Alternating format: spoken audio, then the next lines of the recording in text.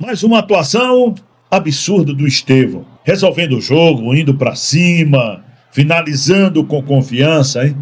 E que bola aquela do Bruno Guimarães no jogo entre Brasil e Coreia. Os dois primeiros gols do Brasil foram uma pintura coletiva, principalmente o segundo, mas o primeiro também foi sensacional. Uma jogada com 9 jogadores, 16 trocas de passes desde a defesa. A Coreia começou tentando marcar alto, levou o primeiro gol, se perdeu no segundo gol, acabou o gás. O Brasil dominou completamente o jogo e todo mundo viu isso.